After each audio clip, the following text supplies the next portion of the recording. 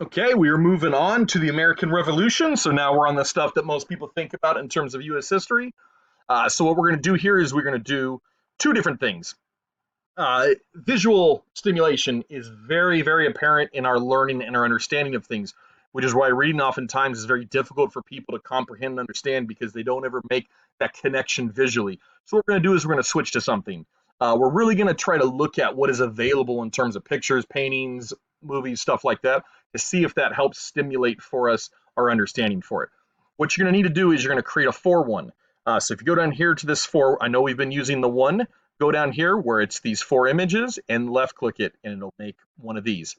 What you're going to do is for each one here, you're going to give us a different image of the American Revolution. Doesn't matter what it is, it just has to be something about the American Revolution. Then you're going to follow these prompts here in terms of analyzing it.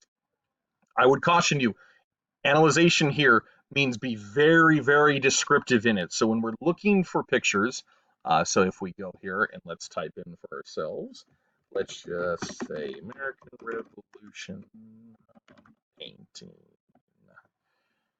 And again, I am a horrible speller. It's very clear on that one. But American Revolution painting, wonderful. Let's just pick anything. Let's pick the most famous one possible here. And let's see how big we can get this. Excellent.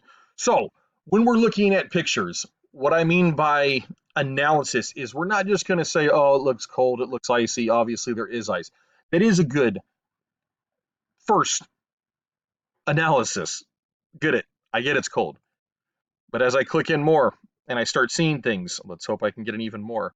I really want to see, there we go. I want to see deep stuff. I want to see here where I'm looking at the stuff. Obviously, they're taking a lot of boats here, right? They're taking a lot of military equipment. We see that here in the painting in the background. We see the guns.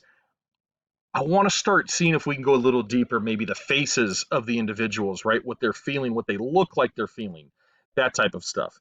As we zoom back out here, we can get even closer here. Maybe what is this individual at the front? Why is he wearing a fur mask or a fur hat, right? And the others back here, some are, some aren't. Why is that the case? That type of stuff. If we go in even closer, why is it important that George Washington looks the way he looks? Everyone else looks very cold and looks very different, if you will. But as we go in and we see General Washington looks very different there. I just noticed this too right now. I'm going to go back and why the heck are there horses on the boats? And is that even possible? How the heck? Look at these tiny ships. Is this true or not? Or is this some fantasy that's being portrayed in a painting, right? And why would that be the case of it? The way I usually do it and the way a lot of scholars do, it's called the quadrant theory of looking at pictures, is you split it into four just like that. And I'll look at the top, bottom first. And I'll look at a picture like that at its focal points because every picture has a focal point. Every painting has a focal point. Here, the focal point obviously is General Washington because we have the light in the back, we have dark over here, so our eyes naturally gravitate towards here.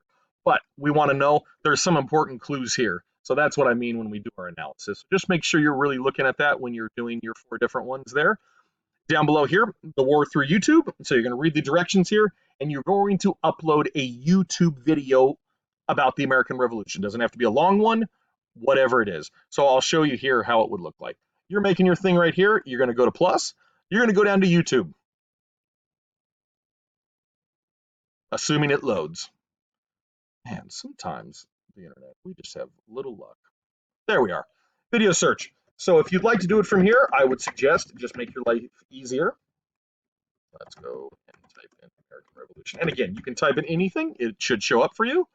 And click there. I'm just going to use the first one. You don't have to. You can use any of them. I would like you to keep it under 10 minutes because I'd like to watch it. And I do have a lot to look at. So there we go. Boom. It's in. Now I write about it. Follow the prompt there. Very, very simple on this one, but yet difficult because you are finding four unique images that really speak about the American Revolution to you and help inform us. Because remember, again, the audience is meant to learn something from your webpage, not just be regurgitated the history. So try to find stuff that we wouldn't typically see all the time. That's what we're really pushing for. Good luck. Have fun. Let's talk if you need it.